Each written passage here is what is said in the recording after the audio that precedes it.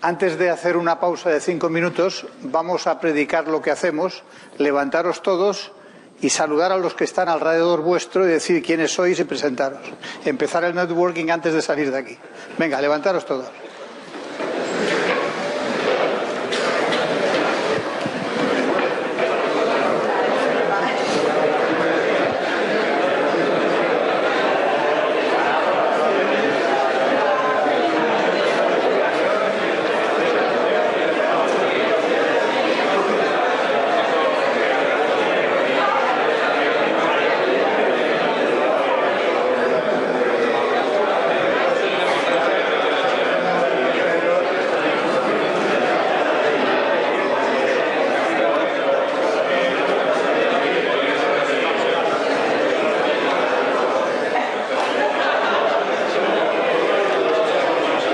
Oye, un momento que os explico otra cosa.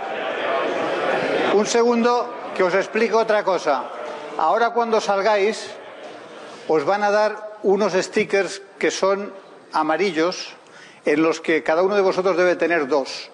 Lo que quiero es que mientras estáis tomando o charlando ahí fuera, no sé si hay algo para tomar o no,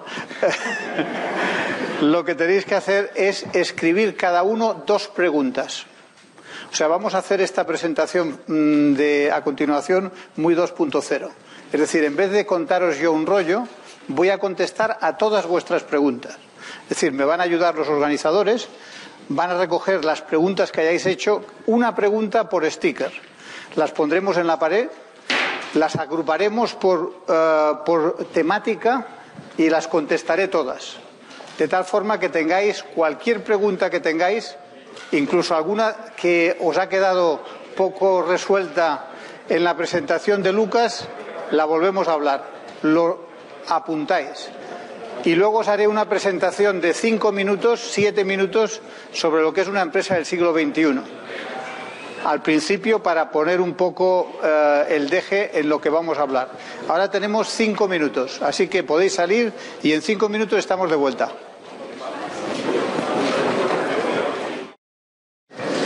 Tú decías antes, ¿por qué hay proyectos, o eras tú? ¿Por qué hay proyectos que escalan de una forma increíble y por qué hay proyectos que no lo hacen? Pues es muy fácil la contestación. Es obsesión. Obsesión. Es decir, yo conozco varios proyectos, 2 de ellos eran proyectos nuestros, uno es Twenty y el otro es Bybip, completamente distintos, pero una cosa tenían en común los 2 CEOs. Eran obsesivos en la forma de ejecutar. Se levantaban cada mañana y cada mañana tenían 7 cosas que iban a terminar antes de irse a casa y no se iba nadie a casa hasta que las 7 cosas no estuvieran terminadas. Y conseguir que toda la organización tenga ese tipo de presión es algo que hay gente que tiene y gente que no tiene. Es decir, obsesión por el cliente, obsesión por terminar los trabajos, obsesión por terminar los objetivos, obsesión por cumplir un plan de negocio, obsesión por cumplir unas prestaciones que hay que darle al cliente, obsesión por todo. Es decir, son gente que está todo el día pensando en cómo mejorar su producto, en cómo mejorar al cliente, en cómo darle más satisfacción. Y si no tienes esa obsesión, no eres capaz de crear una gran empresa de Internet. Bien, entonces, si os parece, voy a empezar. Mientras vamos poniendo las preguntas, os voy a hacer un pequeño resumen de qué es esto de una empresa del siglo XXI. Pues una empresa del siglo XXI es cualquier empresa que se siente hoy en la calle, en una oficina, en su casa, en cualquier sitio, un emprendedor, una persona, y diga: vamos a ver, estamos en el siglo XXI, con todo lo que hay en el siglo XXI, ¿cómo haría yo esto? Y si hacéis ese ejercicio, os daréis cuenta de que absolutamente todo lo que hay en este mundo en estos momentos, o mejor dicho, el 97% de todo ello, proviene del siglo XVI, XVII, XVIII, XIX y XX. Solo un 3% son empresas del siglo XXI. Quiere decir que está todo por hacer. Y ahora tengo una buena noticia y una mala noticia. ¿Cuál preferís primero? Pues que cuando terminéis las carreras, los que estáis en último de carrera, no vais a encontrar trabajo, o si encontráis trabajo, va a ser un trabajo que no os guste. ¿Queréis ahora la buena? Cada vez es menos necesario trabajar para un tercero. Cada vez es más sencillo organizarte para trabajar en lo que te gusta y solo hacer lo que quieras. Esa es la gran diferencia del siglo XXI. Y el que no lo acepte es que todavía está pensando en el siglo XX. Y el siglo XX tenía otras características. Era un entorno industrial, donde la gente se movía en masas de miles. Hoy estamos en un mundo cada vez más optimizado para ser único. ¿Alguno de vosotros lee The Economist? Os lo recomiendo. Os recomiendo que compréis el de esta semana. Esta semana el Economist viene con un violín fotografiado en la portada. Pero bueno, ¿qué tendrá que ver un violín? Pues es un violín que está hecho con lo que hoy se llama Additive Manufacturing. ¿Alguno de vosotros ha oído el término? ¿Habéis oído el término Desktop Prototyping? Hace 10 años escribí un artículo explicando que el Desktop Prototyping es el prototipado sobre madera. Iba a cambiar la forma en la que se hacía la industria, cómo se producía. Porque una de las cosas que se nos dice mucho a los que estamos en el siglo XXI, sí, claro, pero es que vosotros realmente habláis siempre de cosas virtuales, habláis de cosas digitales. Pero ¿qué pasa con los pianos de cola? Todo va a cambiar, incluso la forma en la que se hacen los pianos de cola. Volviendo al Additive Manufacturing. En estos momentos, ese violín que está en la portada de esta semana, o sea, no de hace 1000 años, de esta semana, del The Economist, es un violín que está hecho por una impresora. Es decir, está diseñado en un ordenador print y de repente la impresora empieza a hacer capas de un producto y hace un violín terminado con el cual un concertista es capaz de tocar una melodía. Eso, ¿qué es lo que va a cambiar? Va a cambiar por completo la forma en la que la industria genera nuevos productos. Llevamos 10 años en ese proceso, desde el desktop prototype de hace 10 años hasta lo que es ahora lo que se llama el Additive Manufacturing. Pero lo que tenéis que entender es que no es que vaya a cambiar algo, es que todo ha cambiado. Lo que pasa es que el 97% de la población del mundo no se ha dado cuenta. Entonces, el 3% que nos hemos dado cuenta, tenemos todas las oportunidades del mundo.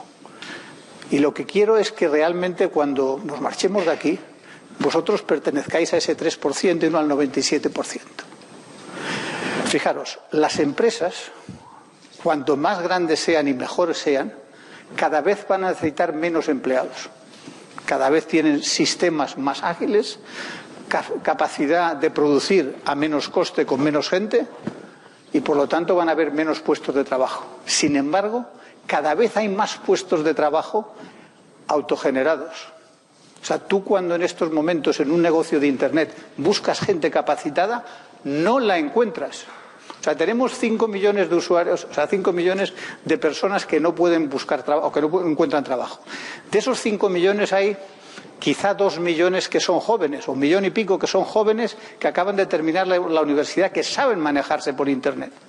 ¿Qué narices están haciendo mandando un currículum para buscar una mierda de trabajo de 800 euros al mes en vez de trabajar por su cuenta en Internet? Que lo que hay que hacer es poner pasión, buscarse las perras.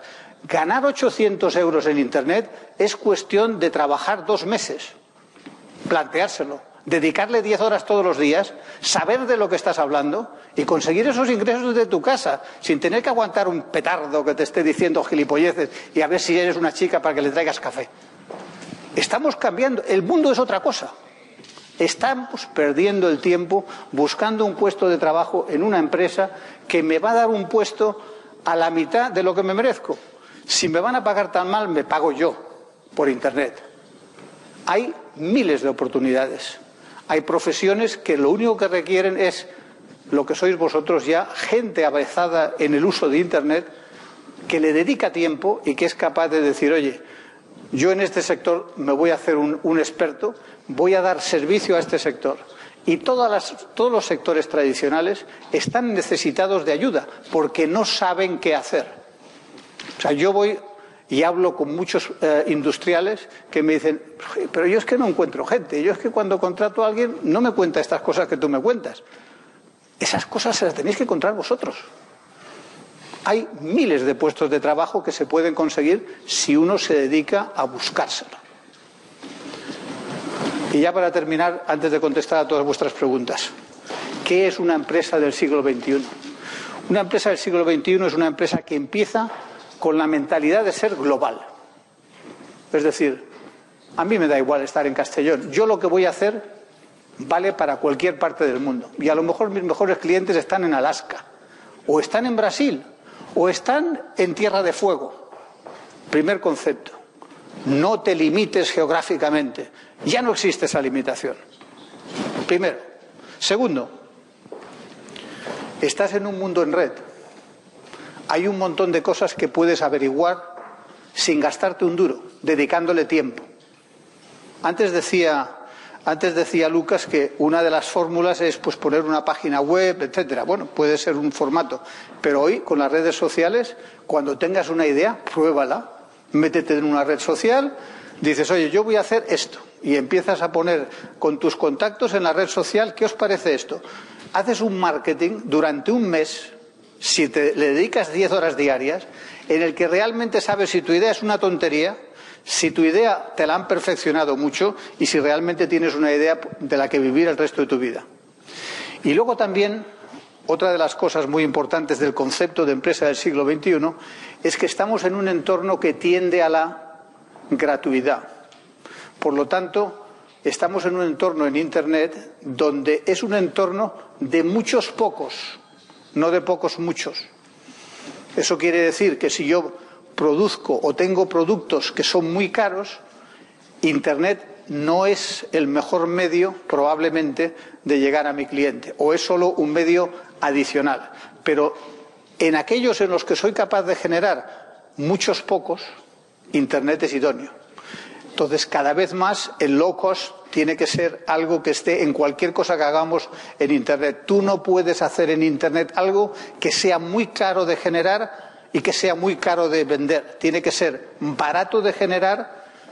¿Y cuándo es barato de generar? Cuando se lo hace al 90% el propio cliente. Clave. Intentar que el cliente haga el 90% de lo que haya que hacer. Y vosotros hacer solo el 10%. De esa forma se generan muchos negocios que escalan con rapidez, que tienen la ventaja de que cuando lo hacen funcionan muy bien y que luego además producen unos volúmenes interesantes. Bien, y ahora ya sin más voy a pasar a contestar a todas vuestras preguntas, porque creo que lo bueno de este tipo de planteamiento web 2.0 es que esto es como la web. Vosotros en la web no entráis sabiendo lo que vais a preguntar, pero cuando vais a preguntar algo sabéis qué es lo que queréis. Pues aquí las preguntas que hayáis hecho voy a intentar contestaroslas de tal forma que no sea algo enlatado, sino que sea contestando a vuestras propias preguntas. ¿Quién me las lee? Yo mismo. Las hemos intentado clasificar un poco. Como tú quieras, léalas como quieras. Vale. Las primeras que eran un poco de opinión. ¿Cuál fue su primera experiencia emprendedora? Mi primera experiencia emprendedora fue cuando dejé Telefónica Sistemas hace 25 años, montando una empresa de consultoría que asesoraba a empresas, fijaros, estaba hace 25 años, en cómo utilizar la tecnología.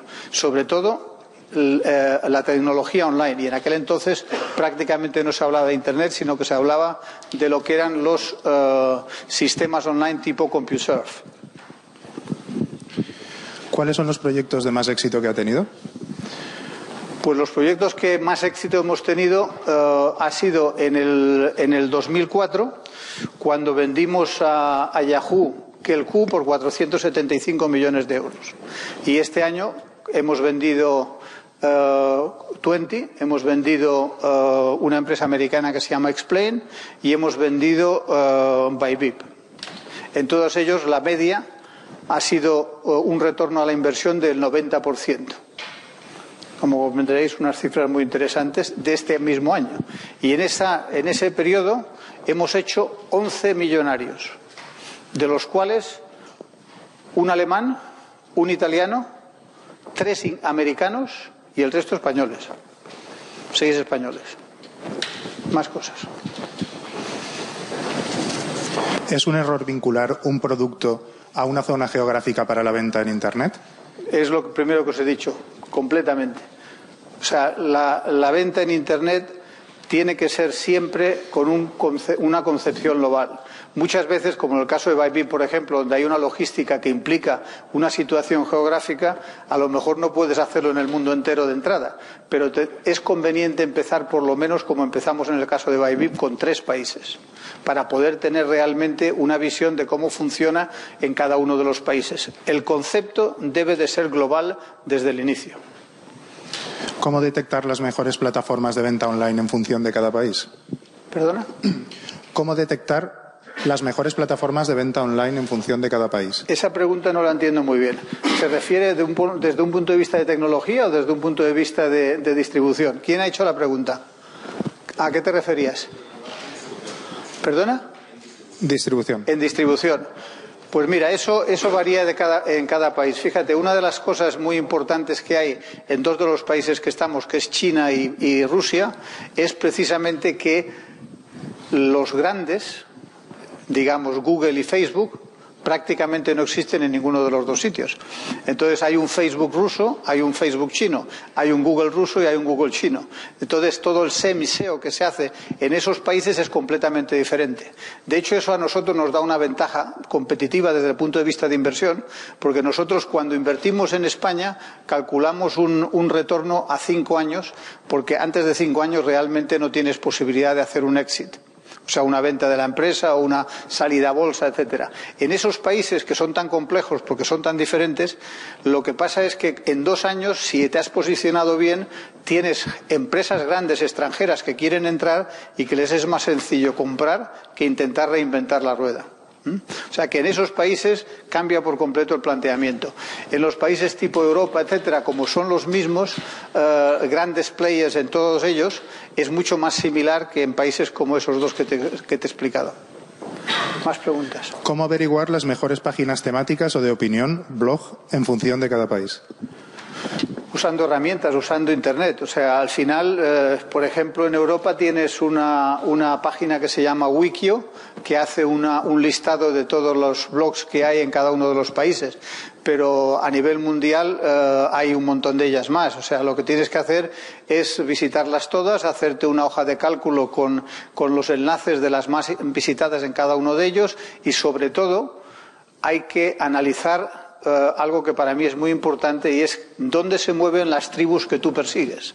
Es decir, en Internet es muy importante conocer cuáles son tus tribus. Es decir, cada uno de nosotros forma parte de una tribu. Una que está hecha por los amigos más íntimos, otra que tiene que ver con, a lo mejor, los deportes que practicamos, otra con los deportes que nos gustan en general, otras que tienen que ver a lo mejor con arte o con música. O sea, son distintas tribus entre las que te mueves.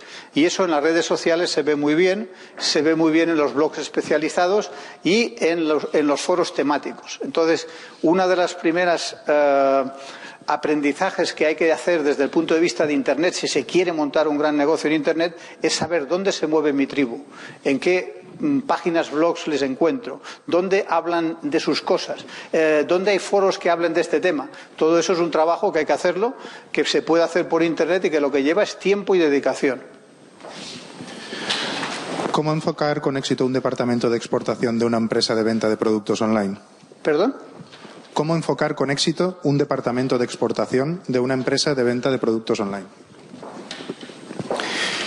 Bueno, nosotros creo que en el tema de la exportación hay que tener mucho cuidado en las zonas y depende mucho de las condiciones y de lo que tengas. Es decir, si el producto es un producto digital es mucho más sencillo porque no hay que hacer entrega física. Si hay que hacer entrega física es muy importante la logística y la legislación de cada uno de los países. Dentro de la Unión Europea es mucho más sencillo. Por eso muchas veces a lo mejor la gente tiene la tendencia a decir vamos a hacer la expansión a Latinoamérica. Bueno, Latinoamérica, cada país es un mundo y los problemas de importación y exportación de productos es un follón.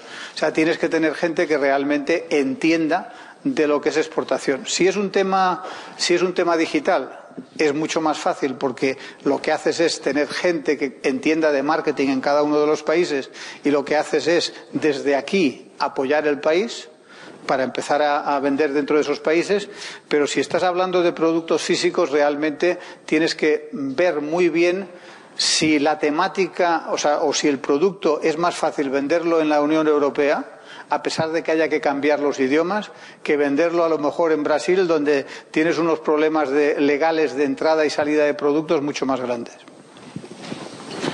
En una web de información musical, ¿hasta dónde te limita la ley SINDE? Pues de momento no está aprobada y espero que no la aprueben tal y como está porque es una gilipollez.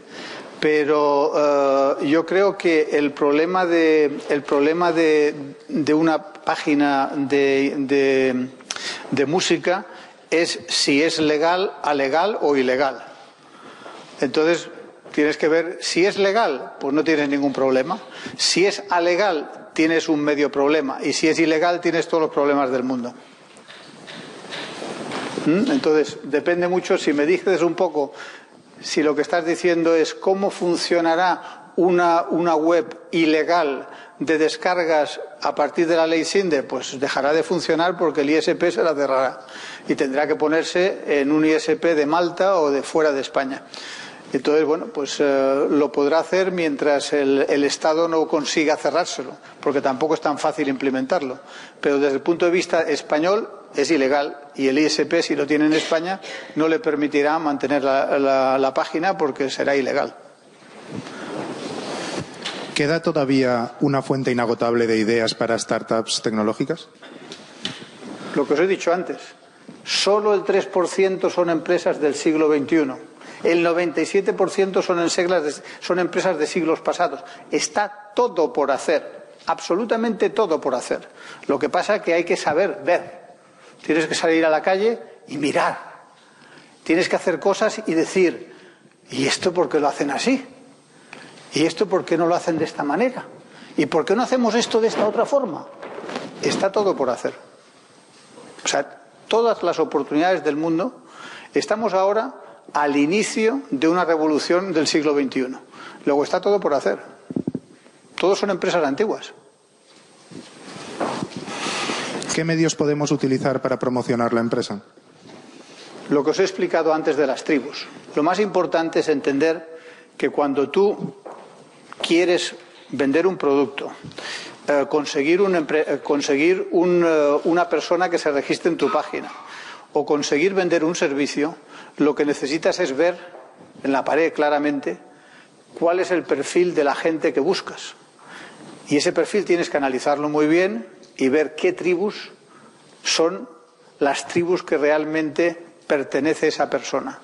Y entonces tienes que ver dónde se mueven esas tribus, tienes que ver qué publicaciones leen, qué blogs, en qué blogs participan, si tienen o no tienen blogs, cuáles son los blogs de ese grupo de tribus que realmente tienen influencia sobre la tribu, quiénes son la gente dentro de ese entorno que realmente cuando dicen algo la tribu se mueve.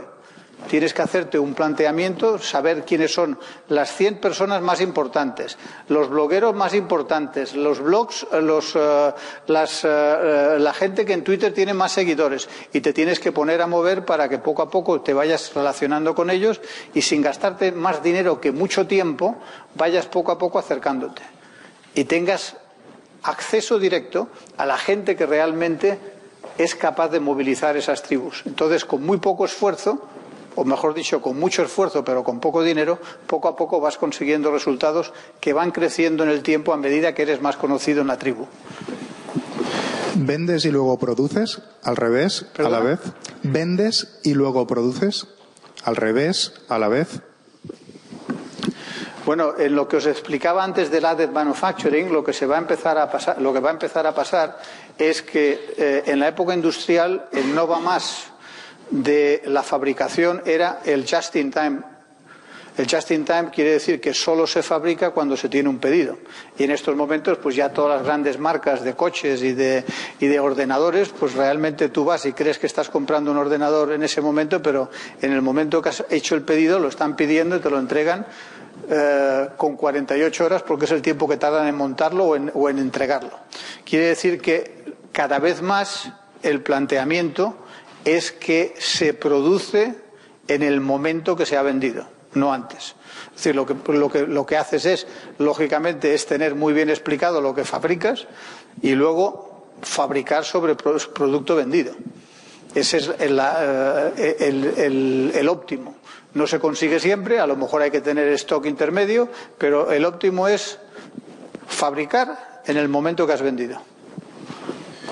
¿Innovar es crear necesidad? Innovar es crear necesidad, innovar es sobre todo romper huevos. Es decir, yo tengo una persona que quiero mucho, porque acabamos de vender la empresa, pero sigo siendo muy amigo suyo, que es Dave Gray, que es un especialista americano en temas de innovación. Acaba de escribir un libro sobre la innovación a través de los juegos. Él dice que innovar es como los pájaros, es poner muchos huevos, que se te rompan muchos y que uno de ellos resulte que salga el ave perfecta. Entonces, lo más importante de innovar es probar. Simplemente eso. O sea, en el fondo, si veis grandes inventos del pasado, han sido, entre comillas, casualidad, mientras estaban investigando otra cosa. Cada vez más es más barato, por las muchas cosas que ya hemos dicho hoy, el probar. Y en Internet es baratísimo. Lo ideal es probar mucho, insistir en aquellas cosas que van bien y dejar caer aquellas cosas que no tienen respuesta ninguna. Es decir, tienes que tener una mentalidad de pájaro, es decir, poner muchos huevos, que se me rompan muchos, alguno dará en el clavo. Empresas TIC. ¿Dónde acaba el producto y empieza el servicio, o cómo conseguir un modelo parecido a las constructoras? ¿Sobre plano o presupuesto abierto? ¿Ejemplos? Bueno, eso es demasiado concreto porque tendríamos que analizar bien a lo que se refiere. Pero vamos a ver, yo creo que el problema del software es un poco la migración que estamos teniendo ahora hacia el servicio, que es un poco el concepto del software as a service. O sea, básicamente la idea es que ¿por qué te voy a vender a ti una licencia de software y me tienes que pagar 200 euros por una licencia de software cuando realmente lo que tú vas a hacer se podría satisfacer con el que pagaras en un servicio 20 euros al mes o 5 euros al mes? Entonces, lo que está pasando en estos momentos es que el software como desarrollo personalizado para una empresa va a seguir existiendo siempre, pero eso no escala, y lo que escala y es el futuro de gran parte del software es el software as a service. Es decir, yo genero un producto que tiene un mercado muy amplio a nivel mundial, lo pongo en la nube y lo vendo muy barato a millones de personas. Y ahí mi coste es la captación de cliente y el dinero que tengo que gastar en marketing. Pero escala mucho. Entonces, software as a service tiene la ventaja de que puede ser global, mundial, si lo has hecho bien. Tiene el inconveniente de que requiere mucha inversión en marketing. Pero es la solución que se está empezando a dar, y todas las grandes empresas de software que se han creado en estos últimos 4 o 5 años, desde Salesforce, que fue un poco el que realmente demostró que el modelo funcionaba, o sea, de forma masiva y que cotiza en bolsa y es un gran éxito, bueno, pues empieza a haber muchas empresas pequeñas, medianas y grandes que están haciendo la traslación de modelos que iban cliente a cliente a la nube y a software as a service, que tiene una ventaja y es que escala a nivel mundial y por lo tanto te permite hacer un negocio de una forma completamente distinta a lo que era vender licencias. ¿Qué diferencia hay entre una granja de empresas y un acelerador? Yo creo que son todas denominaciones. Hay mucha, ninguna, depende de cualquiera de ellas. Mira, esto de las etiquetas no sirve de gran cosa. No sirve de gran cosa porque tú vas a ver a una incubadora en cualquier parte del mundo y no tiene nada que ver con D&D. Ninguna. Y luego pues hay algunas que se parecen y otras que no se parecen. No tienen nada que ver. Depende mucho del planteamiento que hayan puesto el objetivo y qué es lo que quiere hacer. O sea, hay que buscar en su página web, preguntarle a la gente que trabaja para esa empresa y decir, oye, ¿vosotros qué hacéis? Y cuando te dan la explicación, te das cuenta, hombre, pues aquí hay una diferencia. La nuestra es bien sencilla. Queremos ser líderes a nivel mundial en seed capital, o sea, en capital semilla. Esa es nuestra misión. ¿Eso qué quiere decir? Pues que tenemos que estar en el mundo entero. Estamos ya en China, estamos en los países del este, estamos en Estados Unidos y vamos a estar en Latinoamérica en los próximos 6 meses. Ese es el objetivo. Entonces nosotros, en estos momentos, el objetivo de D&D es convertirse en el líder mundial de capital semilla y lo que estamos es haciendo eso. No hay nadie que yo conozca en ese segmento que haga lo mismo. ¿Cómo dar a conocer el producto de una forma eficaz y eficiente? Lo mismo que hemos dicho antes, sigue a tus tribus.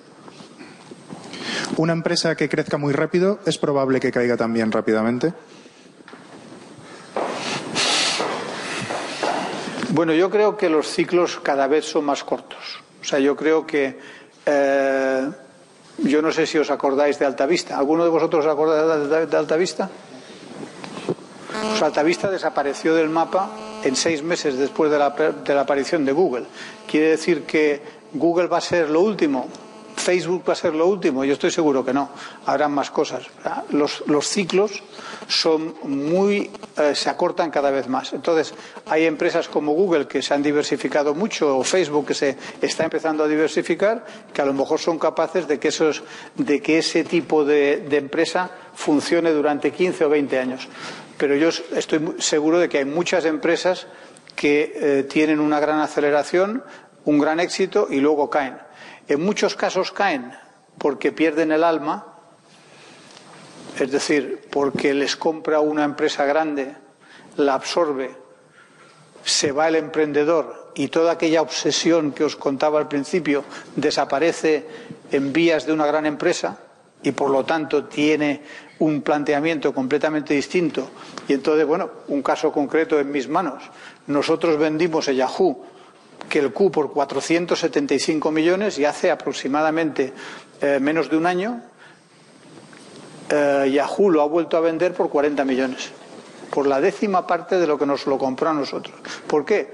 Porque ya no tenía ningún sentido, lo habían dejado caer, había estado 4 años mortecino, no habían inventado nada nuevo, no habían puesto nada nuevo, aquello, o sea, una cosa que iba como un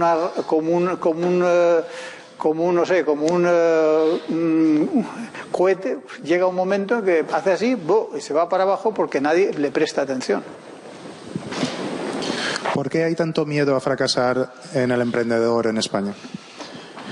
Pues porque somos unos cobardes, porque somos gente que realmente nos gusta mucho más presumir de los éxitos que de los fracasos. O sea, en la India, cuando una persona quiere casar a su hija, ya sabes que allí se suelen casar a las chicas jovencitas con señores un poco más mayores, buscan a alguien que haya quebrado 3 o 4 veces.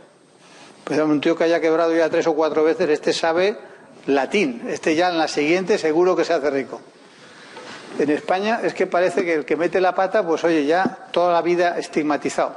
Yo creo que está cambiando. Yo creo que el mercado, sobre todo la gente joven, primero tiene menos vergüenza que teníamos en nuestra época, tiene más facilidad para comunicarse, tienen menos preocupación con su imagen personal.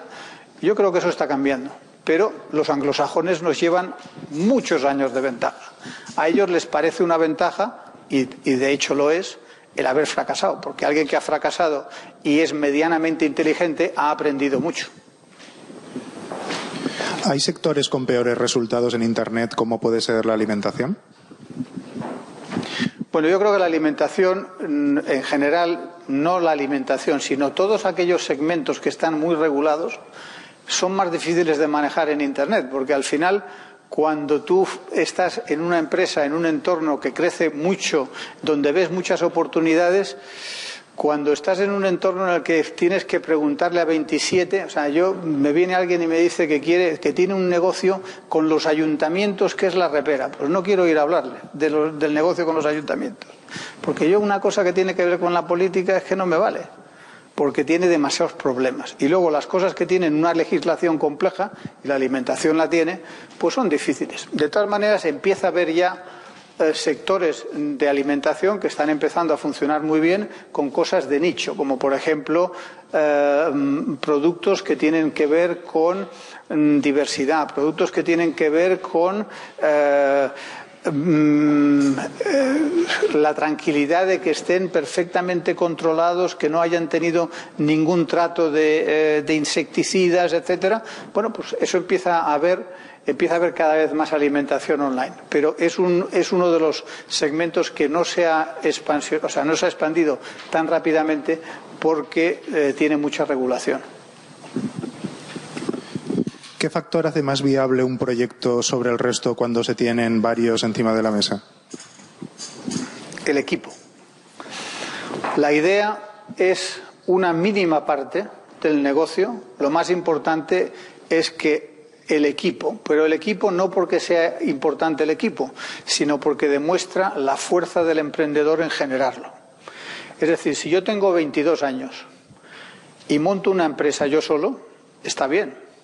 Pero si encima, con 22 años, he convencido a 5 tíos, chicos, chicas, uno para que haga comercial, el otro para que haga marketing, y los 5 han creído en mi idea, han dejado un puesto de trabajo o simplemente se han sumado al proyecto, quiere decir que yo tengo duende, quiere decir que sé convencer a la gente. O sea, la más difícil venta de un emprendedor es a su propio equipo. Por eso es tan importante el equipo. ¿Es más fácil reinventarse como empresa que ofrece productos o como una que ofrece servicios? Yo creo que es indistinto. Eso tiene que ver con lo que decíamos antes de pasión y obsesión. Depende de dónde puedas generar tu pasión y tu obsesión. Si a ti te obsesiona un producto, lo vas a hacer mejor con un producto. Si te obsesiona una idea, un servicio, lo vas a hacer mejor con un servicio. ¿Cómo valorar una empresa de Internet que quiere salir a bolsa? ¿Cuando quiere salir a bolsa o quiere salir a bolsa en el futuro? ¿Quién ha hecho la pregunta? ¿Salida a bolsa a corto plazo o a largo plazo? Principalmente la enfocada con la discusión que está habiendo ahora con la valoración de Twitter y de Facebook, ahora que se especula que posiblemente el año que viene salga a bolsa. Yo creo que las valoraciones en bolsa tienen que ver con cosas que no tienen que ver con la empresa. Entonces es muy difícil dar una respuesta que tenga que ver con la empresa. O sea, tú cuando dices, ¿qué vale esta botella de agua? Y te dices, pues oye, ahí en el automático vale 1 euro. Oye, ¿qué vale en una discoteca? 3 euros.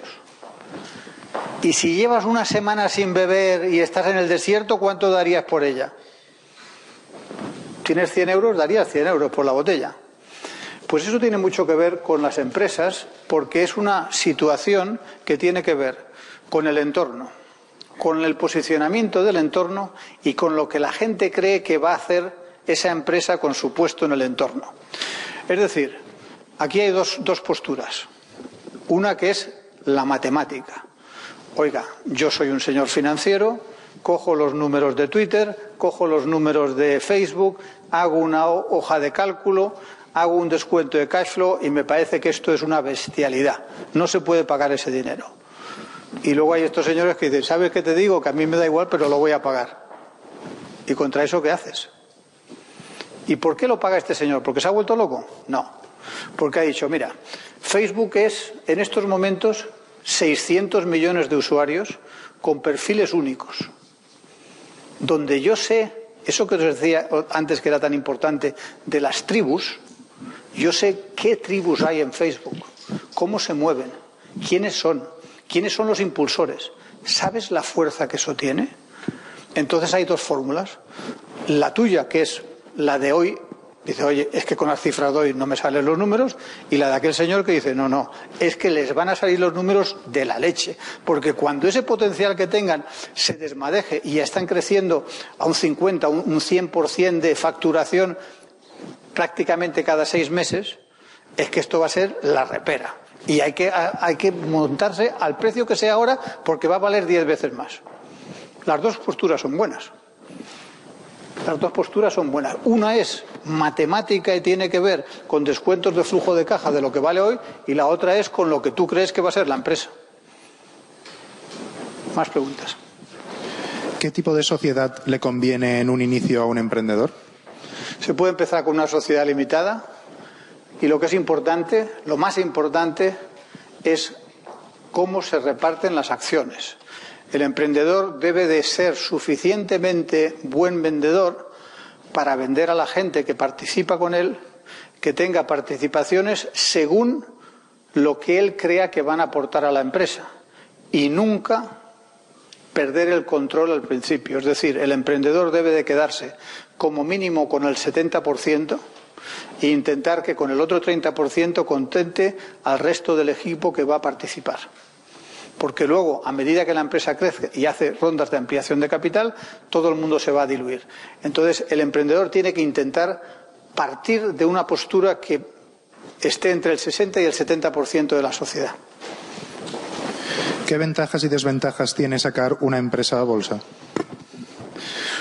Bueno, las ventajas es que te hace mayor de repente, te obliga a dar información cada 3 meses, los procedimientos son más serios, y tienes más controlada la empresa. El inconveniente es lo mismo, es que te dan un latazo de la leche cada 3 meses, tienes que salir aquí a una cosa así y contarle a todo el mundo lo que estás haciendo, incluido a tus competidores. ¿La proliferación del 2.0 es por pereza del proveedor? ¿Perdona? ¿La proliferación del 2.0 es por pereza del proveedor? No entiendo la pregunta ahí. ¿Quién la hizo?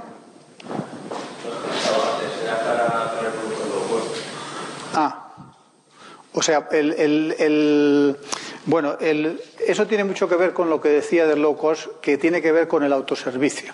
O sea, básicamente, una de las cosas que tenemos que aprender todos en Internet, es muy fácil, es que cada vez el usuario está más dispuesto a hacer cosas que antes teníamos que hacer nosotros y pagar por ellas. Entonces, para hacerlo low cost, lo mejor es que lo haga él. Entonces, lo que tienes que hacer es darle las herramientas para que si quiere hacer una consulta, la pueda hacer a las 4 de la mañana, porque ese día resulta que no está durmiendo bien, se levanta y a las 4 de la mañana el tío se pone a interactuar, hace lo que quería hacer y se duerme tan tranquilo. Y tú no has tenido ningún trabajo porque te lo ha hecho él todo. Entonces, ese concepto, low cost, es precisamente la ventaja del 2.0. Es decir, ¿qué puedo hacer para externalizar el máximo a mi propio cliente? Siguiente pregunta. Consejos para multiplicar el número de visitas, amigos y comentarios en el blog, web, Facebook de mi producto. Lo que hemos dicho antes.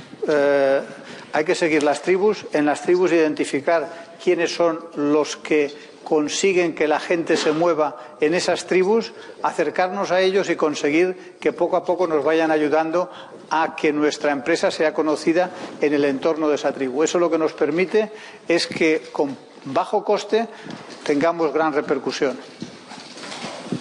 ¿Dónde está la barrera entre un business angel y un gran inversor? ¿Y un gran inversor? En dinero suele estar entre los... depende de los países. O sea, en España un business angel rara vez invierte más de 150.000 euros. O sea que de ahí en adelante suelen ser ya inversores. Lo que pasa es que hay un gap entre los 150.000 y los 500.000 que no los cubre prácticamente nadie. O sea, nosotros podemos hacerlo en algunos casos, ¿no? Pero la mayor parte de los business angels llegan a los 150, 200.000 euros y de ahí para adelante hay que buscar otros inversores. Pero, por ejemplo, fuera de España, en países como Estados Unidos, un business angel puede llegar a invertir $500.000, o en Alemania o en Inglaterra lo mismo, en Francia, hasta $500.000. ¿Qué tasa de éxito tenéis entre los proyectos seleccionados y orientados a la red? Nosotros solo tenemos proyectos orientados a la red porque solo invertimos en Internet. Nosotros cuando creamos DAD hicimos un planteamiento de 40-40-20. 40% que nos daban una alta rentabilidad, entendiendo por alta rentabilidad por encima del 50% de TIR. 40% donde cambiamos el dinero, es decir, que en uno ganamos 100.000 y en otro perdemos 100.000, y un 20% que perdemos todo. Ese es el objetivo que teníamos al salir. En estos momentos la realidad es 60-30-10. Es decir, tenemos un 60 que va muy bien, un 30 que cambiaremos dinero y 10% que ahora tenemos 5% que hemos cerrado y tendremos otros 5% probablemente a lo largo del tiempo que se cerrarán. ¿Cómo hacer negocio con nuevos proyectos cuando cada vez se encuentran servicios similares gratis en la red? Haciéndolo mejor, haciéndolo más rápido, poniendo más pasión, haciendo que el cliente note la diferencia. Así. Siguiente. ¿Mejor solo o acompañado? Siempre mejor acompañado, a menos que sea autoservicio o autoempleo. Aquí hay dos planteamientos. Una cosa es tener una empresa y otra cosa es tener un empleo. Entonces, lo que yo os decía antes es que para ganar 800 euros en la red es facilísimo. Para ganar 1.000 euros sigue siendo fácil. Para ganar hasta 2.500 euros requiere un poco más de tiempo, pero puedes hacerlo. Y luego ya, para ganar mucho más como individuo, es difícil pasar del tope de los 5.000. Una sola persona. Entonces tienes dos posibilidades. Cuando llegas a eso, has aprendido tanto y eres tan bueno en lo que haces que te están pagando un montón de empresas 5.000 euros al mes, una 500 o la otra 600 por una serie de servicios.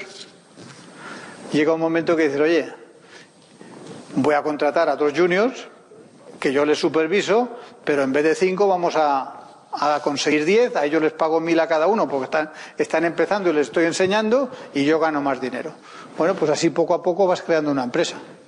Eso es pasar del autoempleo a una pyme. Y luego el otro es el que, habiendo hecho eso, o simplemente desde el inicio, dice, yo tengo una idea que es rompedora, que es global, y que lo que hay que hacer aquí es montar una empresón que va a facturar 100 millones en los próximos 5 años. Y para eso necesito, primero, buscar un equipo que se lo crea, y luego con ese equipo que se lo cree, tengo que ir a buscar a un inversor que ponga 5 millones de euros.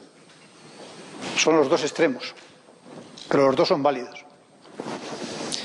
¿Cómo detectar oportunidades de negocio? ¿Qué necesitan los posibles clientes para así poder montar una empresa sobre eso?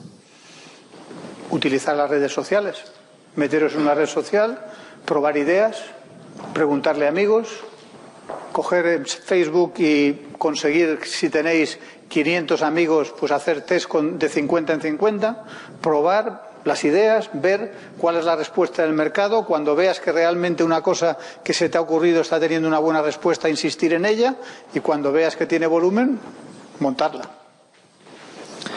¿Business plan, sí o no? ¿Se hace y no se sigue? ¿Es solo para buscar inversión?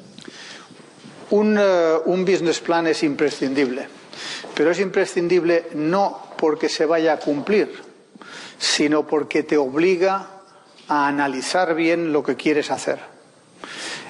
Y al inversor o a tus propios socios, que pueden ser tus empleados, les da la sensación de que están embarcándose en algo que está bien pensado. O sea, cuando yo veo un plan de negocio, lo que miro no es si el plan de negocio es exacto lo que va a hacer el emprendedor, sino realmente si ha estudiado bien la competencia, si ha calculado bien el organigrama que tiene que tener para hacer lo que dice que quiere hacer, si realmente los márgenes de los que está hablando son creíbles, si el coste de adquisición de cliente que ha puesto en marketing me lo creo. Para eso sirve, porque eso para cualquier modelo de negocio va a ser importante. Luego entonces, en las primeras de cambio, ya sea conmigo como inversor o con un posible socio, imaginaros que es un informático y que lo que busca es un director comercial que ha estudiado ADE o que tiene experiencia en la dirección comercial, tendrá que venderle el proyecto. ¿Y cómo se lo va a vender si no tiene un plan de negocio? Otra cosa es que luego en el plan de negocio el otro diga, oye, es que aquí en las ventas yo no me creo esto. Y oye, precisamente por eso quiero que entres tú, porque tú sabes más de esto que yo. Y estoy dispuesto a darte equity.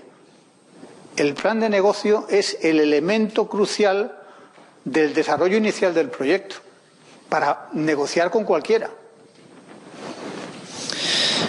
¿Cómo desarrollar un plan de negocio creíble?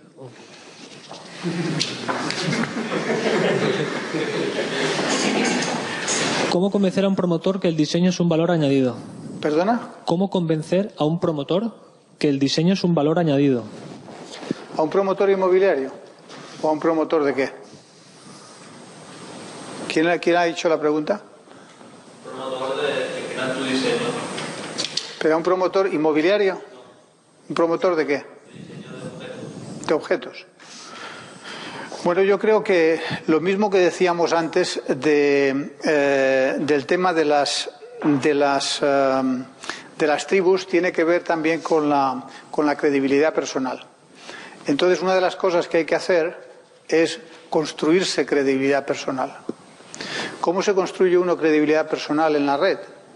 Teniendo, por ejemplo, un blog en el que hables de diseño y consigas que la gente entienda que los diseños que haces tienen importancia y empieza a haber gente que te empieza a decir, oye, ¿tú estarías dispuesto a hacerme esto?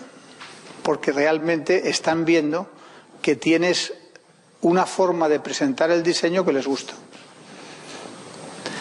Ese mismo planteamiento lo tienes que hacer con otros que están en diseño, intercambiar ideas, generar a lo mejor un foro en el que se discuta sobre la validez del diseño para mejorar productos. O sea, tienes que ser proactivo y tienes que conseguir que la red entienda que eres alguien que tiene prestigio en diseño. Previsión de máximo tiempo del proyecto sin pérdidas. ¿Perdona? Previsión de máximo tiempo del proyecto sin pérdidas, tipo stop loss de bolsa. Vamos a ver, en estos momentos en España, cualquier proyecto que tarde más de 2 años en hacer break-even es difícilmente financiable. Dicho esto, los grandes proyectos necesitan bastante más tiempo para hacer break-even. Entonces, depende mucho del sector en el que estés. Pero yo creo que si realmente tienes un proyecto de gran envergadura que requiere financiación durante más de 2 años, 3, 4 años, tiene que ser un proyecto suficientemente global como para que puedas involucrar a inversores de fuera de España. Porque los inversores en España están ahora muy limitados y buscan break-even a los 2 años. Hay gente que no, ¿eh? Hay gente que te dirá, a mí me da igual si creo en el proyecto, ya veremos cuándo haces break-even. Pero somos 3. La mayor parte de los inversores buscan una rentabilidad o por lo menos un break-even rápido. Lo más importante para emprender. Una palabra inglesa que ya Lucas ha hablado de ella, pero yo la voy a decir en inglés, que suena mejor, que es resilience. Resilience es la capacidad de un boxeador, por ejemplo, de que cada vez que le tiran al suelo se levanta otra vez con el ojo así ensangrentado y vea otra vez a por ella. Resilience. No te puedes dejar caer nunca. Siguiente. ¿Cuándo un emprendedor necesita inversión o debe intuir que necesita inversión? ¿Perdona? ¿Cuándo un emprendedor necesita inversión o debe intuir que necesita inversión? Esa es probablemente una de las mejores preguntas que se han hecho, porque en el 99% de los casos, 99%, de la gente que me viene a ver no necesita inversión. Nosotros hemos desarrollado, una de las empresas que hemos vendido se llamaba Explain. Explain es una empresa americana que la podéis ver en explain.com en la red. Es básicamente una consultoría de síntesis gráfica y básicamente se dedica a analizar proyectos o productos complejos y expresarlos gráficamente, de tal forma que seas capaz de entender una cosa compleja de forma rápida. Nosotros utilizamos la metodología de Explain con frecuencia para saber si realmente un emprendedor nos sirve como inversores o no. Y lo que le decimos es simplemente: dibújanos, aquí tienes una pizarra, dibújanos tu éxito. ¿Dónde te ves? Y entonces, bueno, pues ves el inversor, o sea, el emprendedor que dice: 5 años, pues voy a tener 5 empleados, facturar 250.000 euros y ganar 100.000. Otro. Ya no me sirve. Yo quiero un emprendedor que me diga que su sueño en 5 años es crear algo que facture 100 millones. Ajá, pero ¿dónde está el truco? Es muy sencillo. La gente dice: bueno, entonces esto lo que quieren es mucha facturación. Muy bien. Dentro de 5 años, 100 millones. Muy bien. 100 millones. Eso significa que dentro de 5 años vas a tener entre 500 y 600 empleados. A ver, ¿qué política de empleo tienes prevista para pasar de los 2 que sois ahora a 600 empleados? ¿Cómo lo tienes eso previsto? ¿Y por qué crees tú que vas a facturar esta cifra y vas a tener estos márgenes cuando la media de este sector está en 10 euros por persona de captación de cliente y tú crees que los vas a conseguir a 0,20? Es decir, para eso sirve el plan de negocio. Realmente, en la mayoría de los casos, lo que quiere el emprendedor es un autoempleo o crear una pyme. Y una pyme no es algo donde un inversor pueda meter dinero, por lo que os he explicado antes, porque un inversor lo que está buscando es que haya el potencial de 100 por 1. O sea, que yo meto 1 y saco 100.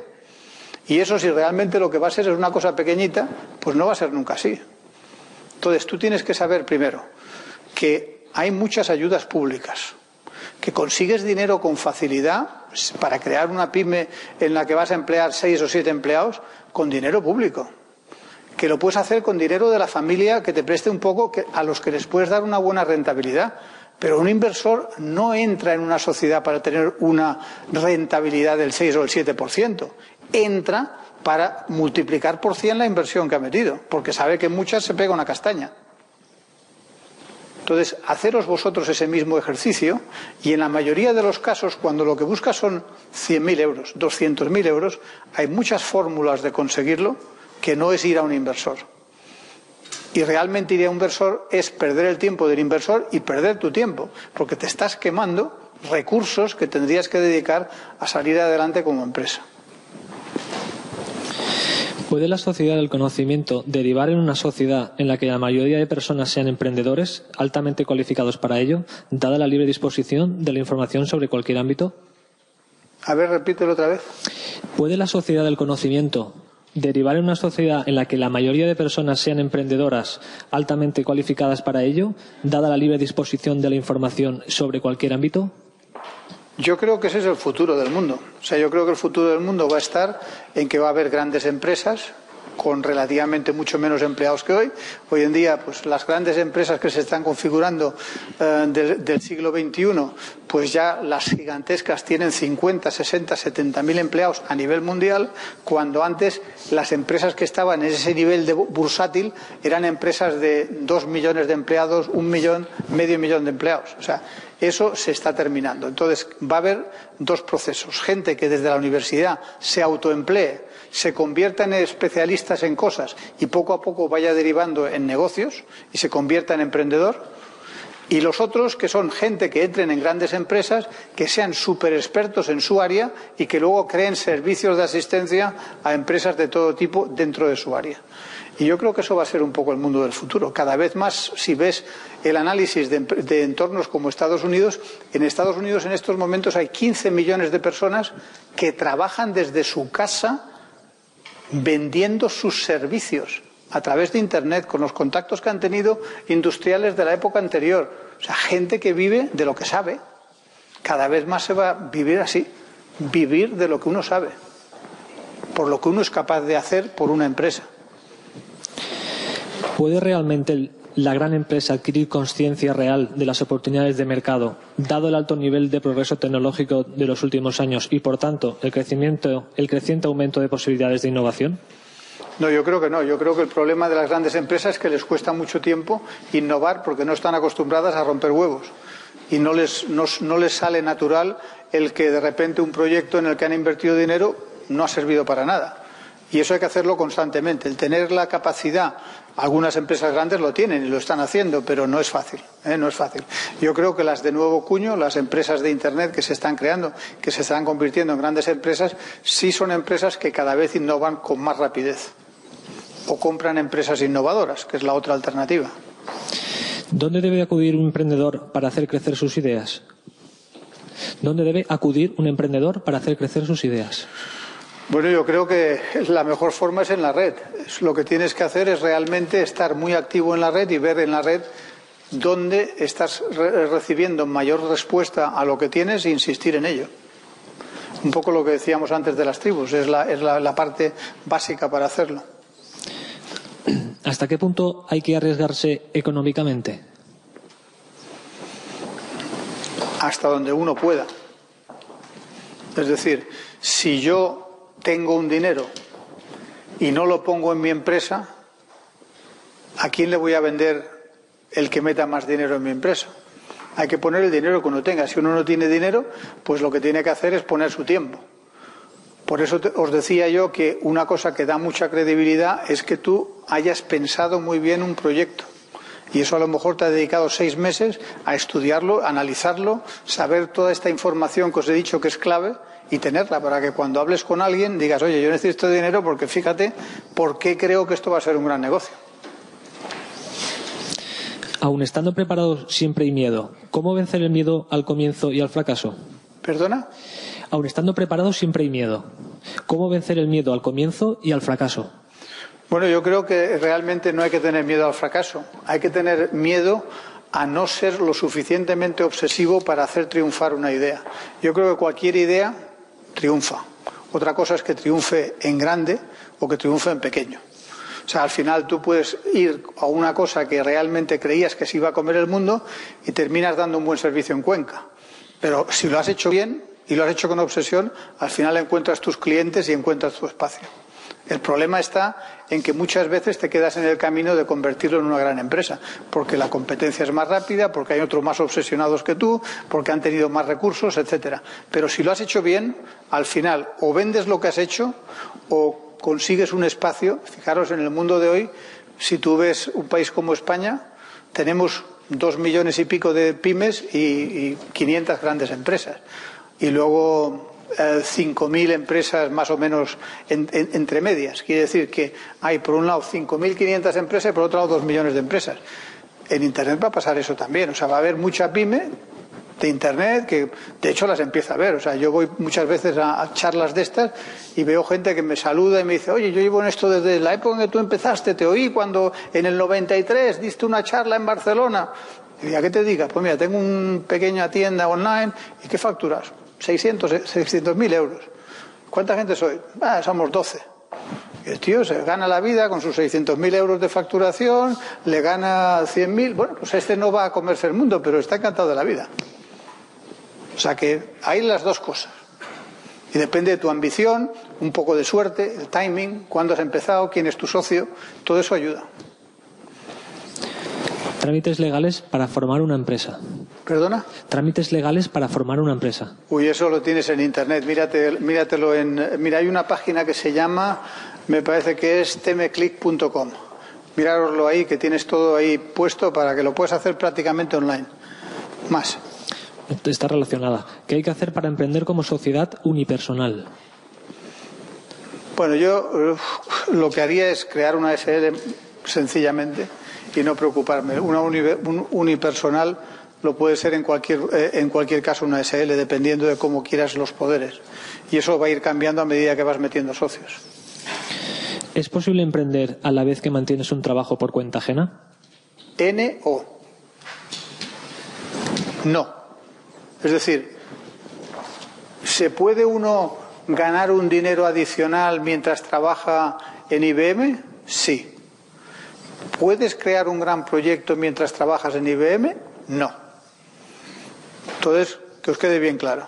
O sea, tú puedes ser una persona que sabe un montón de programar, o que sabe un montón de SEO, o que sabe un montón de redes sociales, y puedes estar trabajando en una empresa que te paga un buen sueldo, y luego en tus fines de semana y en tus ratos libres estás dando servicio desde una empresa que has creado o como autónomo a 3 o 4 empresas.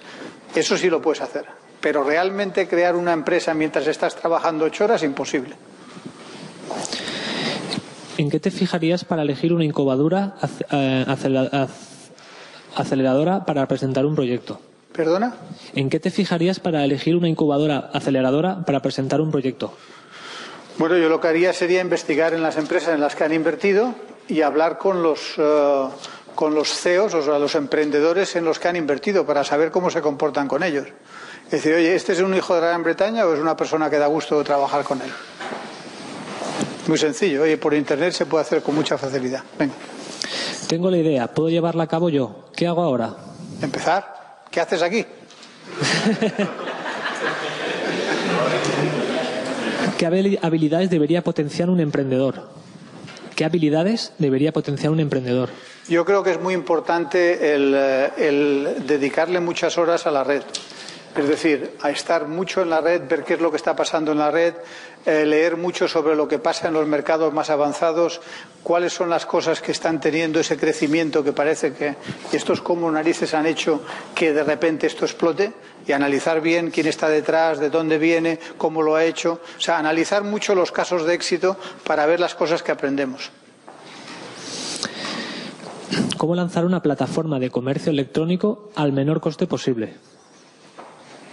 Esa pregunta no la entiendo. ¿A quién la ha hecho? ¿Quién la ha hecho? ¿Cómo lanzar una plataforma de comercio electrónico al menor coste posible? ¿Quién hizo la pregunta? Igual se ha ido. No, o sea, lo que no entiendo es si lo que quiere decir es cómo contratar una plataforma existente, o si lo que quiere decir es cómo hacer yo una plataforma. Es que no entiendo cuál de las dos cosas quiere. Siguiente. Siguiente, sí, porque esa no sé muy bien cuál es la pregunta. ¿En qué invertir al comienzo del camino de tu proyecto, con visión de optimizar al máximo? En tus empleados, tus compañeros de viaje. O sea, lo más importante, mira, una de las cosas que tenéis que entender es que el primero que se tiene que creer el valor de una empresa es uno mismo. Si tú no te lo crees, no se lo va a creer nadie. Entonces, una de las cosas que me dice mucho la gente, dice, oye, yo necesito un director comercial. Joder, un director comercial he estado viendo y ganan 80.000 euros, 90.000 euros, 100.000 euros. Yo le puedo pagar 25.000. O sea, es imposible. O sea, el tío que me traigo es un plasta. Digo, no, tienes que buscar un tío. ¿Cuál es el mejor director comercial que haya? 120.000. Ese es el que tienes que traerte. ¿Y cómo me lo traigo? Pues convenciéndole que tu empresa dentro de 5 años va a valer 100 millones y que le das un 10%, que van a ser 12 millones. Y tú te lo tienes que creer para que él se lo crea. Y entonces el tío dirá, coño, pues a mí no me importaría con 25.000, no, pero 35.000, si haces un esfuerzo me aguanto porque te ayudo a crear esa empresa de 100 millones.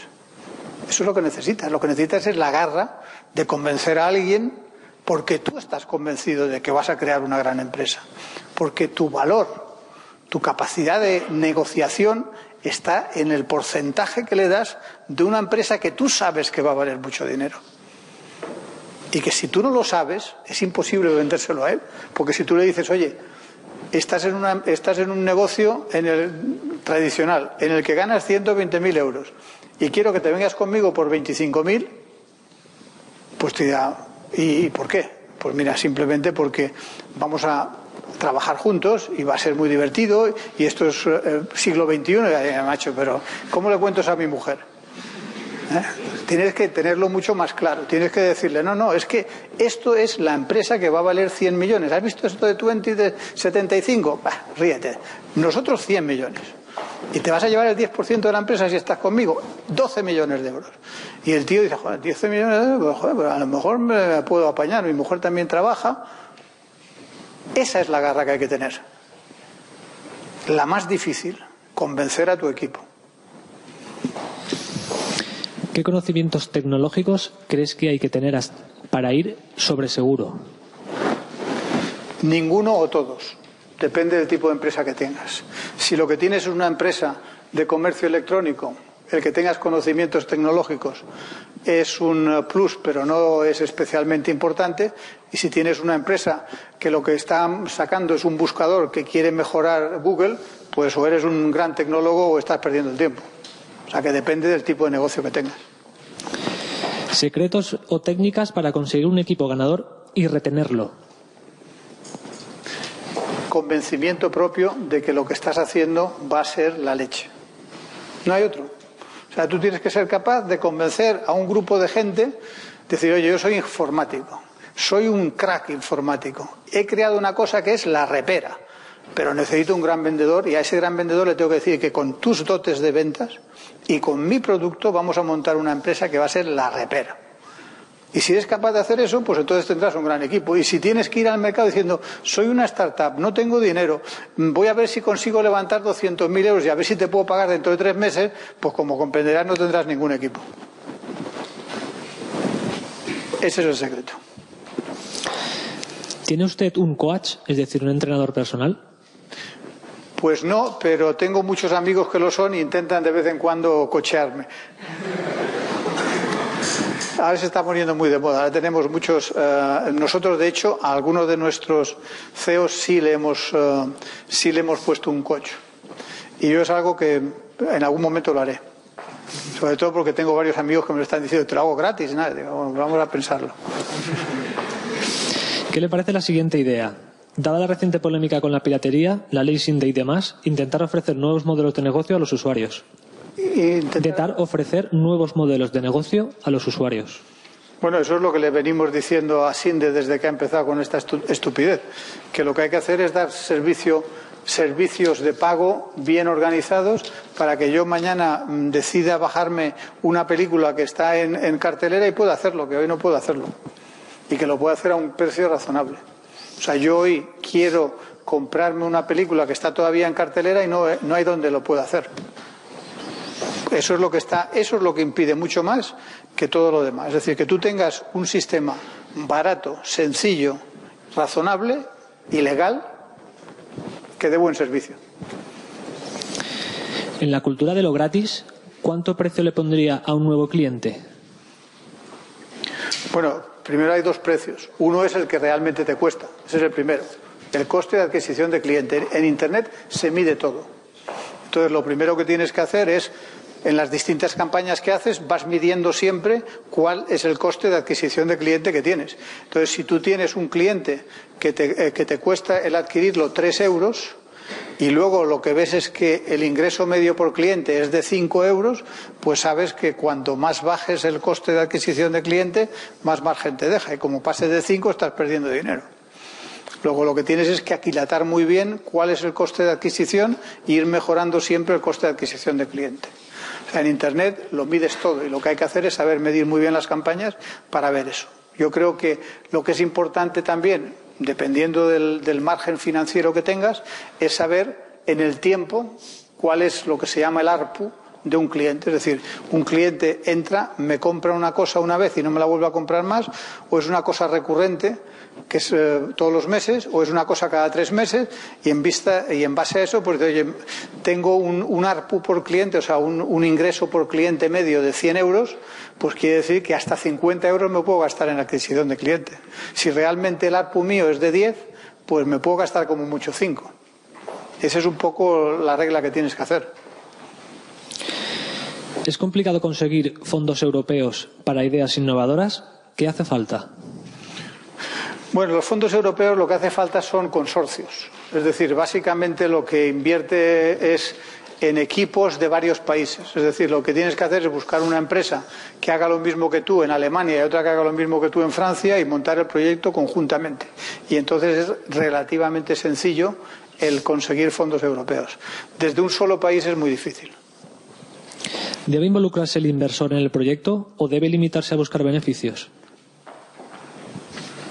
Bueno, yo creo que depende mucho del inversor. O sea, la mayor parte de los inversores no solo no se involucran, sino que no quieren involucrarse porque no saben.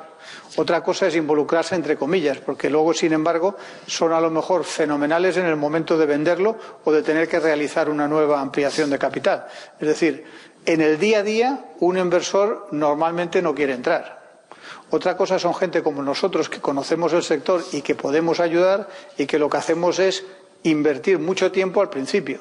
Pero una vez el modelo de negocio funciona, el emprendedor tiene un equipo ya viable, etcétera, vamos a los consejos y no interferimos nada más que cuando el emprendedor nos pide ayuda. ¿Qué son exactamente las incubadoras y las aceleradoras? ¿Cómo contactar con ellas? Es una forma de describirlo, no tiene ninguna diferencia la una con la otra. Es una nomenclatura. Básicamente las incubadoras, aceleradoras, business angels o venture capital están todas en la red. Luego lo que hay que hacer es buscarlas por la red, investigar en qué empresas han invertido y ver cuáles están invirtiendo en aquel segmento de mercado en el que yo estoy interesado. O sea, es inútil irle a una empresa inversora que está, por ejemplo, invirtiendo en biotecnología y ofrecerle un proyecto de Internet. O ofrecerle un proyecto de Internet de comercio electrónico a una que en su página web dice que invierte en Internet, en redes sociales, pero no en comercio electrónico. Hay que meterse en las páginas web, leer bien lo que hacen, ver en qué empresas han invertido, hacer unas cuantas llamadas, ponerse en contacto con algunos de los emprendedores en los que han invertido y saber quiénes son. Es como buscar trabajo o como realmente hacer una investigación seria sobre algo que quieres hacer. ¿Qué se siente cuando un supergrupo empresarial compra el proyecto en el que ya has estado trabajando 5 años? ¿Perdona? ¿Qué se siente cuando un supergrupo empresarial compra el proyecto en el que has trabajado durante 5 años? Si eres un emprendedor, una mezcla de satisfacción y tranquilidad, porque te has matado durante 5 años. Y de repente dices, madre de Dios, ahora ya, primero soy rico, que me ayuda bastante, pero segundo, ahora me tengo que quedar porque me han exigido que me quede 1 año y medio, pero ya la pasta la ponen ellos, no me tengo que preocupar más de quién va a pagar las nóminas, de si hay que hacer aumentos de capital y encima puedo decir, oye, que necesito un nuevo jefe de ventas. A ver, que me busquen uno bueno. ¿Entiendes? Cambia por completo la historia. ¿Qué tipos de negocios ves con buenas perspectivas para los próximos meses o años en los que invertirías? Bueno, os he explicado que estamos al inicio de una revolución y hay oportunidades de negocio en todos los lados.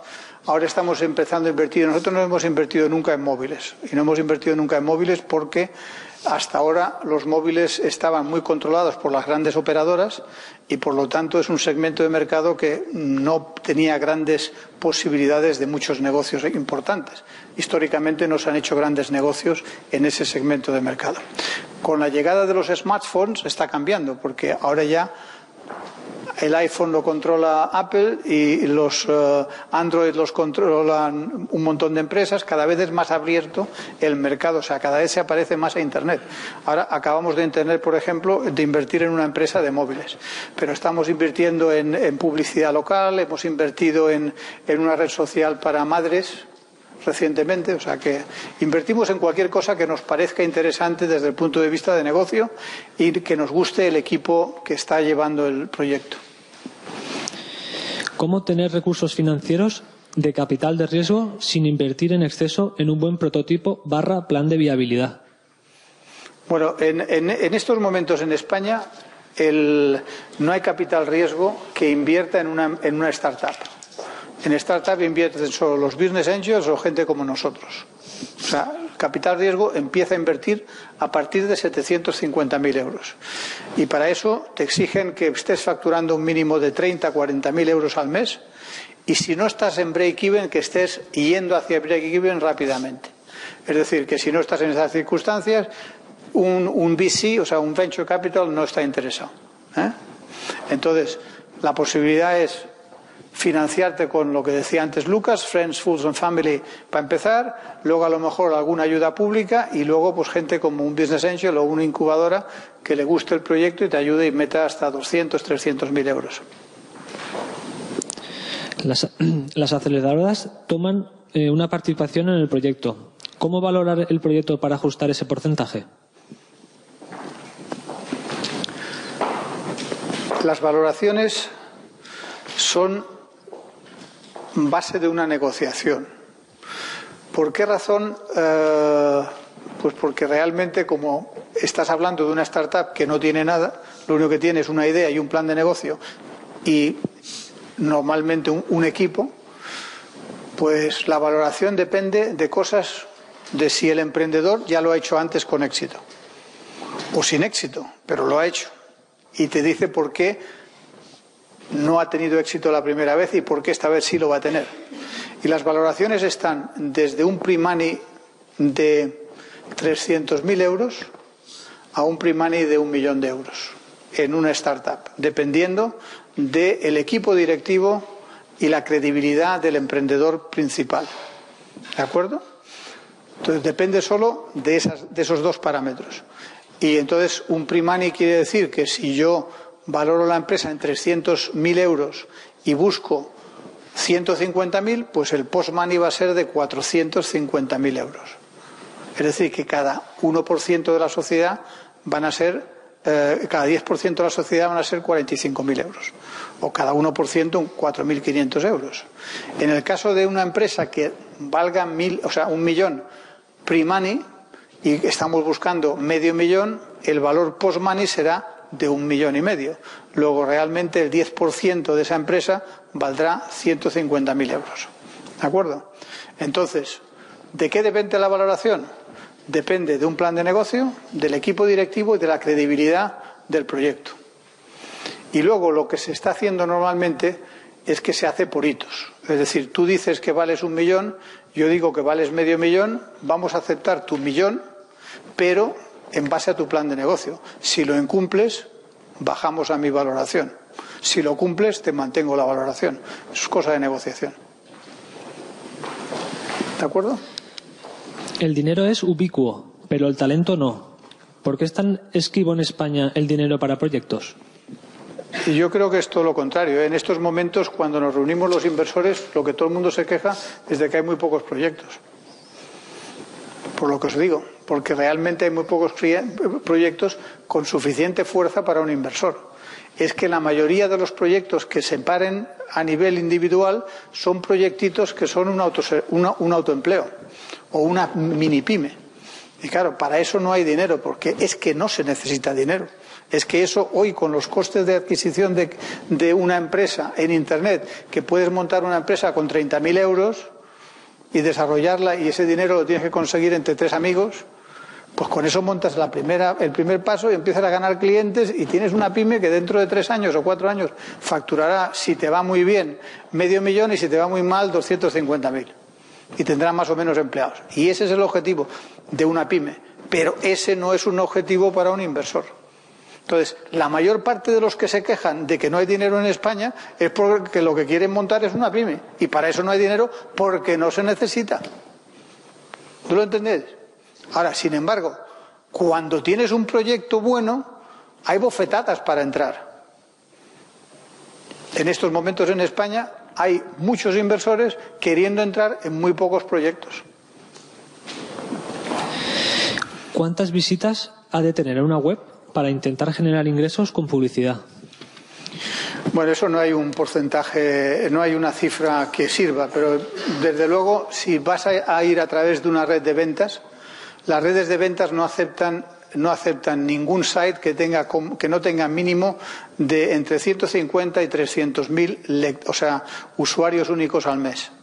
Y que eso sean como mínimo 1,5 millones a 2,5 millones de páginas vistas. Pero eso no es que sea el mínimo. O sea, tú puedes montarlo por tu cuenta, ir por tu cuenta y venderlo por tu cuenta. Pero si quieres ir a una red que te venda, no te van a aceptar para venderte si no tienes un parámetro más o menos similar a ese.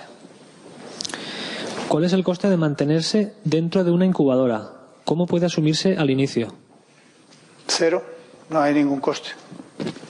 O sea, nosotros no somos una incubadora 1.0 que vendía servicios, somos una incubadora 2.0. Nosotros metemos entre 50 y 250.000 euros en la empresa, nos quedamos entre el 15 y el 25% de la empresa y no hay ningún coste. Nosotros no damos ningún servicio por el que cobremos. Todo el soporte que damos de cuando nos preguntan, o los primeros clientes, todo eso lo hacemos gratis, simplemente porque queremos que nuestro porcentaje valga cada vez más. O sea, para nosotros el negocio está en que el emprendedor gane mucho dinero. O sea, eso que os he dicho antes al empezar, que este año pasado haya podido hacer o ayudar a hacer, porque se han ayudado ellos más que yo, 15 millonarios. Ese es mi objetivo. Bueno, pues muchas gracias. Esas son todas las preguntas. Si se os ha quedado alguna en el tintero, pues la podéis todavía soltar.